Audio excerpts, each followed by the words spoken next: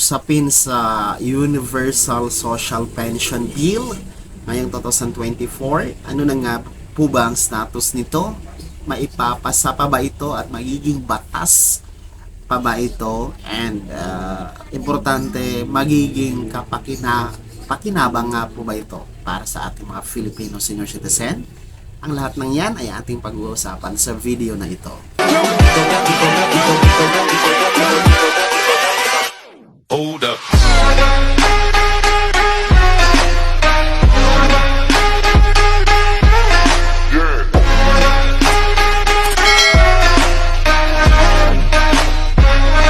Hello mga ka-vlogs, saan ka mang dako sa mundo, welcome dito sa aking YouTube channel. And kung bago ka pa lang dito, nais mo mga informative content na andito sa aking YouTube channel, ay maaari nyo pong i-click ang ating subscribe button pagkatapos mo mapanood ang video na to. And you can be a member dito sa aking YouTube channel. I-click nyo lamang po ang ating join button na nasa baba. And mamili kayo ng mga perks na gusto nyo mga ka-vlogs. So, since 2024 na ngayon mga ka-vlogs, at heto na naman tayo sa usaping Universal Social Pension, kung saan ito po ay nakabinbin na bill dyan po sa Senado. Actually, aprobado na po siya sa House of Representatives. So, ang status niya ngayon ay nasa Senado po siya. And yun po yung panawagan natin sa ating mga minamahal na mga binoto na mga senador na kahit papano ay gawin pong prioridad, no, para sa pagbabalik sesyon ngayong 2024 dyan sa Senado itong bill about the Universal Social Pension for the Filipino senior citizen, no, dahil sa tingin po natin ay dapat itong gawing prioridad dahil nga po kapakanan, benepisyo at iba pang mga magagandang programa ang hatid nito para sa ating mga senior citizen. So, ang hindi lang po natin naiintindihan kung bakit hanggang ngayon ay hindi pa ito nagiging ganap na batas. Bakit hindi pa siya na-approve dyan sa Senado. So, ang ating panawagan nga po sa ating mga senador na maging prioridad po itong Universal Social Pension Bill, no, diyan sa Senado, no, para magiging isang ganap na batas na po. Dahil ang Universal Social Pension Bill, no, kung magiging batas po ito, ibig sabihin lahat ng mga Filipino senior citizen, meron man yang SSS pension na tinatanggap, meron man yang GSIS pension na tinatanggap, may source of income man yan siya, may support from the family, indigent senior citizen, lahat po yan pantay-pantay na dito sa ilalim ng Universal Social Pension Bill mga ka-vlogs. Ibig sabihin ng pantay-pantay, wala nang pipiliin na makatanggap ng pensyon from the DSWD, no? Unlike, hindi po kagaya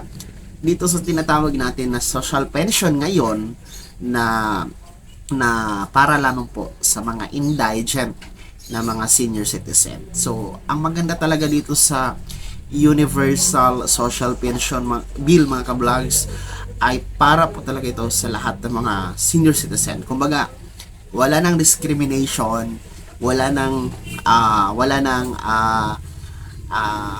favor, no? Lahat talaga makakatanggap at pwedeng makasali kung maisabatas nga po itong Universal Social Pension Bill. So yan po yung ating panawagan nga po sa ating mga senador na gawin na po itong batas, no? Pag-usapan na po ang mga rules and regulation nito, yung IRR, kumbaga paano ang setup, paano nga po ang pag-implement ng bill na ito kung sakaling magiging batas. So, mahaba-haba pa naman at 2024, no? Sana'y mapag-usapan ito, no, diyan sa ating Senado. So, wag mag-alala po yung mga SSS pensioner, mga GSIS pensioner na hindi po kasama o hindi maisali-sali sa social pension dahil parang sa tingin ko kasi, no, based sa aking mga nababasa na mga mensahe, mga komento, parang nagtatampo na yung ating mga SSS pensioner, yung ating mga GSIS pensioner kung bakit hindi sila naisasali dito sa social pension, no? Dahil nagtatrabaho naman po sila no mula bata hanggang pagtanda hanggang nagiging pensyon yung SSS at saka yung GSIS. So in short, pinaghirapan nila yon, no? Tama naman, no? Nagbabayad ng tax noong kabataan nung malakas pa sila. Kinakaltasan para magiging pensioner kung magre-retire nga po sa trabaho. So bakit hindi maisali-sali nga po dito sa programa ng gobyerno? Parang ayaw kong banggitin pero yung iba kasi sinasabi na, no, kung sino pa nga po yung mga walang naiambag sa gobyerno, sila pa yung ginagawan ng or binibigyan ng prioridad para sa mga ayuda, no, lalo pa itong social pension. Masakit siya, no, yung sinasabing walang ambag, mga tamad nung kabataan. Hindi naman siguro, talagang iba-iba kasi yung mga pinagdadaanan natin during our childhood, during our kabataan days, mga ka-vlogs, no.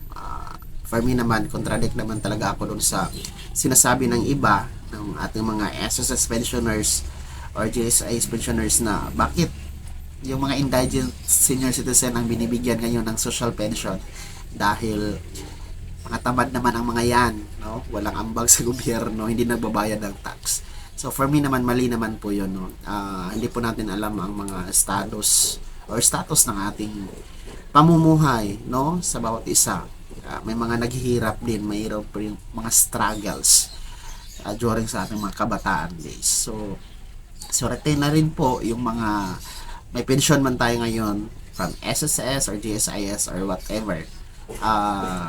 Pinaghirapan nyo po yon at deserve naman po na maibigay sa inyo yun. So yun po yung pakiusap talaga natin, no. Yung punto natin sa video na to ay dapat na talagang maisabatas si Universal Social Pension Bill, no, para wala na yang ganyan na mga sabi-sabi, wala na yang ganyan na mga salita, no, na kesyo ganito ganyan, no. Dapat talagang matulukan na yan sa pamamagitan po ng aproba, pagpasa at pagiging batas nitong ating Universal Social Pension, mga kablog. So para pantay-pantay na po lahat. So as of now, 2024, mahaba-haba pa naman. So atin po yung i-monitor, mga kablogs, no, sa ating mga susunod na videos, ang mga updates, no, kasi ako personally, no, gusto ko na talagang maisabatas itong bill na to, itong Universal Social Pension Bill na ito, para mawala na talaga yung gap between the SSS pensioners, the SIS pensioners at nitong mga DSWD social pension beneficiary, no, mawawala na yung gap ba, no, para happy naman po lahat ng ating mga senior citizen. So sana'y makita ito ng ating mga senador, no, na gawing priority ang usapin na ito for this year 2024. So sana'y naging gabay ang video na to at kahit paano ay nabigyan tayo ng kaliwanagan and naging maayos po yung ating ating pag-intindi regarding sa Universal Social Pension Bill.